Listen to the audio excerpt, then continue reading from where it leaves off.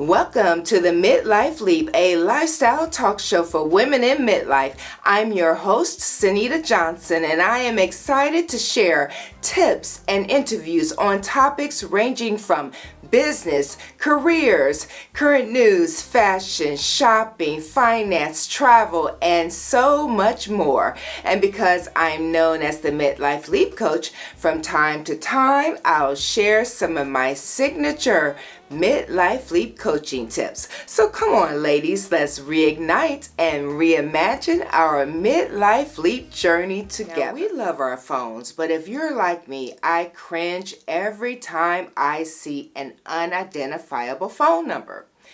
I'm always wondering, okay, do I answer it because maybe it's a business call? Or if it's just another darn robocall. So I take a chance and answer, and they got me again. I block the number. It does nothing to slow the calls. I register for do not call registration. Nothing changes. I've been wondering for years what is going on because they're not getting my personal information. Now, did you know that robocallers, they get paid even when you don't answer the call? So sadly, caller ID is feeding these junk calls. Generally, we've all known that scammers, their main focus is to try to get you on the call and scam you for like your credit card information, bank account information. They're going for the big money. You get thousands and hundreds of thousands of those, successful scams. They're rolling in dough. But robocallers are making consistent cash from simply calling your number from little known databases that try to identify who's calling. Now, each time a caller's name is displayed, phone companies pay small fees, typically fractions of pennies, for every single call. And some of these fees are paid to scammers. What they do is they purchase blocks of unused phone numbers. They submit fake names and addresses for those numbers to caller ID databases, and they watch the pennies trickle in. So if they're calling hundreds and thousands of numbers, including yours and including mine, that money starts to add up. For 19 years, Pamela Sams has helped women improve their personal wealth through solid financial life planning, resulting in financial security and greater retirement readiness.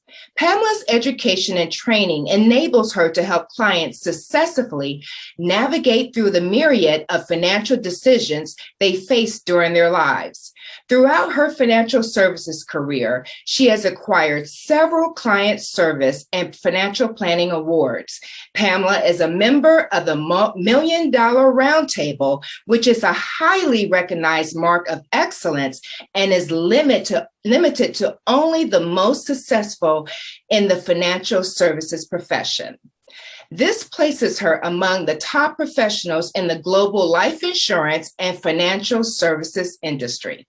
Now, if Pamela Sams' name sounds familiar to you, that's because she's often quoted in articles published in various financial resources, and she's on the speaker circuit sharing her financial knowledge.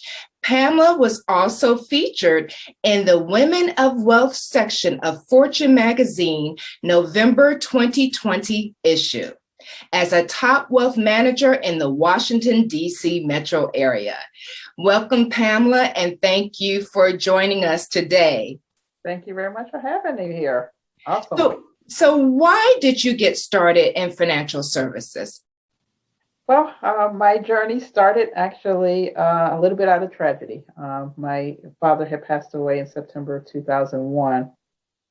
My mother, coming from a household where men took care of most of the household finances, was a little bit at a loss after my dad had passed away.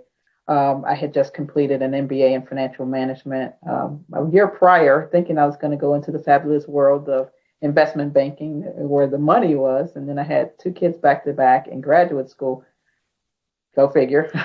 But that just wasn't going to happen. So I took a sabbatical just to really figure out my next best steps. And then my dad got sick and eventually passed away. And then really just helping my mother trying to transition to becoming a widow. I'm a seven of eight children, and so she had a household of people that was there to help, and I handled the financial piece of it, really trying to get her up and running after my dad had passed away. So I figured there were other women similar to my mom that did not have the support system that she had. So in January of 2002, I hung out my shingle and really on the mission to help other women. So most of my clients are single by choice, divorced and or widowed, really trying to get their financial house in order, but need the guidance of a trusted advisor in order to get them there. Okay, so when you're working primarily, I'm guessing with midlife women, is that correct? Our audience, what is the main mistake or mistakes that you find that we make? Yeah, what I find often is that we really don't trust ourselves with our finances. I mean, we really make really good money, but sometimes we don't do the proper planning. And sometimes what happens is that we feel that, of course, we're way too busy to really to focus in on it. But also sometimes it's also having that trust factor that I talked about before. Nobody wants to go into a relationship to say that somebody's going to judge where I am financially. Or sometimes if we're not where we need to be financially, there's shame behind that as well. So sometimes that's the mistake that midlife women make, is that I know I need the help. I don't know if I am where I need to be. And sometimes we just kind of throw our hands up and say, what's the point on doing that? And actually I did speak with someone yesterday, and that was her viewpoint is, I'm turning 50. Retirement is on the precipice, and within the next 15 years, I haven't really saved a whole lot. What's the point on meeting with an advisor? I don't have a whole lot. So sometimes that is our challenge, is really starting from where we are, and then really just seeing what types of things you do need to do in order to get your financial house in order. And then really looking for a trusted advisor that's not going to judge you or shame you on where you are, but really just take you where you are and to where you need to be. Wow, that's a great quality, because nobody wants to be shamed when life is thrown, a lot of challenges along the way regarding financial problems, especially right now in this pandemic. Okay, so most women, like your client, 50 years old, probably 15, 20 years away from her retirement. I'm guessing aggressive investments probably isn't the smartest way to go, because there's a lot more risks involved. I'm sure you can't give financial advice here, but what are some of the potential investments someone like that can consider? Yeah, exactly. And it's really, with any goal that you set with goal setting, you figure out where you are, where your current status is, and then where you want to be, and of course what that gap is, and then really figuring out how to fill that gap. So where I start in the process is really figuring out what do you have, and then of course how much more time do you have to save, and then that's where I start looking at particular places to put it. The first key is what I look at is how do you guarantee retirement income. A lot of times that comes from Social Security benefits, maybe a pension, and perhaps some fixed types of products, maybe annuities or life insurance or something like that. Because that's the key, is not how much money you really make, it's about how much money you can keep and how do I generate income. So that's where I generally start the conversation, is what do you have in terms of fixed income sources? And then we kind of fill the gap. For example, if you need $5,000 to run your household, $2,500 of that needs to come from fixed income sources. So we just need to really figure out the rest of the puzzle, which is the other $2,500, to match either through investments, mutual funds, stocks, or whatever the case may be. But if you have something that's set and solid that you know on a regular, that you'll be able to get that particular part. The other part is fairly easy to figure out. And of course, figuring out the monthly need also probably incorporates where are they going to retire and the cost of living there. Okay. Yeah, of course, the cost of living is different from each location. In the DC metro area, it's a little more expensive than other parts of the country. But that's things that people need to consider. And of course, how much you're putting away currently, and then how much you're going to need really are the factors that you need to consider. Do we also not consider medical costs? Because, of course, that's going to increase as we get older. Yes, that's one of the things that people do need to consider. Of course, Medicare kicks in somewhere at around 65. But then there's also a variety of different parts to Medicare as well. There's A, B, C, and D. I call it the alphabet soup of Medicare as you're planning for that. So you do have to plan for your Part B premiums and also your Part D premiums when you think about Medicare. But that's what you need to factor in. The last statistic that Fidelity put out a couple of years ago was that you need probably an additional $250,000 just for medical costs, either out of pocket for Medicare and also, premiums that you have to do, or, just really co-pays as you go along for basically a 30+ year retirement. Yeah, I take care of my dad, and he has Plan B as well. Mm-hmm. So I still have to educate myself on all that. And as I'm looking through his things and learning from his experience, it's helping me because mm-hmm. I don't have a me to take care of me when I get older. Yeah. So that's something else. I mean, so you mentioned a lot of the women have chosen to be single. Mm-hmm. Are they not considering who's going to take care of them? Are they going to have to put themselves in assisted living, nursing homes? Is that part of your planning as well? Mm-hmm. Yeah, that's one of the areas that we do address because, if you don't have any kids, you really have to figure out how you're going to be taken care of in your later years. So if there's a close family or if there's actually just maybe a partner relationship that you're not particularly married, but those are things that we include in the planning because you do have to have a game plan when it comes to who's going to take care of you later on in life when you're not able to take care of yourself. But also having those resources to be able to pay for, maybe a senior retirement community and or assisted living, making sure you have the resources in place for that as well.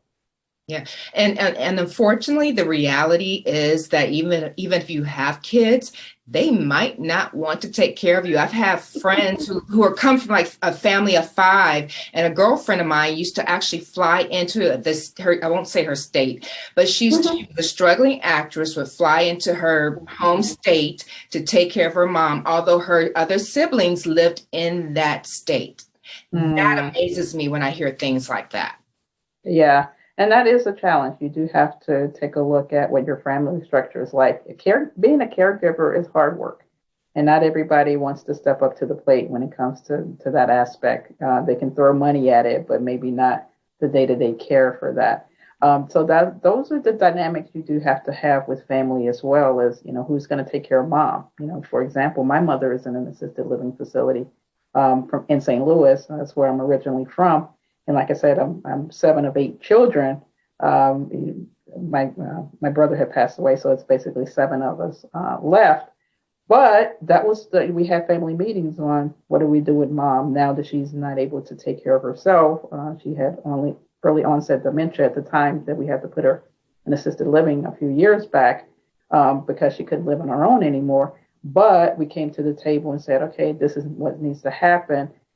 She fortunately she did qualify for fortunately or unfortunately she did have to qualify for Medicaid in order to qualify for the assisted living facility. But before that, people had to step in the plate and chip in for the cost of care for a little bit before that happened.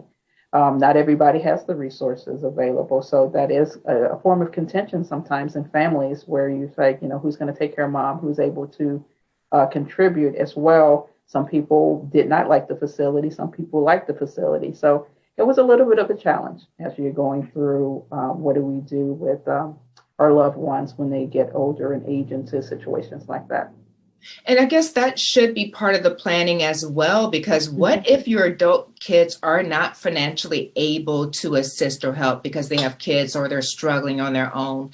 So there's a lot of different factors to put into your own retirement plan. That's why we need you.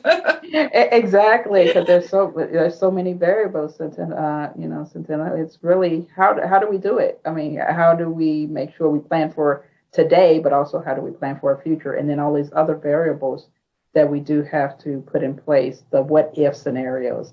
And that's why having somebody that will be able to kind of go through that with you to say, okay, have you planned for this? Have you planned for that? What about this scenario? And see how everything plays out. So at least you have kind of a roadmap or strategy on what can go wrong, or what I need to focus in on just in case. Yeah. And ladies, I think, again, Pamela mentioned, take out the fear or worried about being embarrassed, because going to a financial planner such as herself is going to open your eyes to things you hadn't thought about, that aha moment. And it's better to plan as much as you possibly can now and be prepared than be shocked when it's too late. Mm-hmm. Or sometimes I get, I'll cross that bridge when I get to it. And sometimes you don't want to be at that bridge without some way of crossing over that bridge. So I get at that a lot of times as well, really trying to get people to take action a little bit earlier than to, hey, I'll cross that bridge when I come to it. At least you know what's down the road. That's why I tend to really put myself as that navigator, because I know what can be down that road and what you need to look out for. So the earlier that you know, so you don't have all those nasty surprises that you talked about, is better than not knowing at all. Absolutely. Pamela, how would a potential client reach you? Mm-hmm. Actually, what I do is a complimentary, what I call an initial discovery session. So people can reach me, of course, via email at Pamela@JacksonSams.com. That's JacksonSams.com. Jackson is not two of us. Actually, Jackson is my maiden name. And just the story that I shared before, I kept Jackson in honor of my dad, because that's actually how I got into this business. So that's why Jackson Sams Wealth Strategies. They can reach me there, but I'm also on social media. If people want to follow me, I also put out really good content and posts on a regular basis. So that's at Jackson Sams Wealth on Facebook and Instagram. And if anybody's still on Twitter, I guess they are, but they only let you use limited characters on Twitter. So it's Jackson Sams WS for Wealth Strategies. So those are some of the areas that they can reach me. And of course, my website is JacksonSams.com as well. Wealth of information on different scenarios that you want to go, calculators that you can use as well if you want to see where you are in terms of retirement. Wonderful. Thank you for joining us. Okay. Well, thank you very much for having me.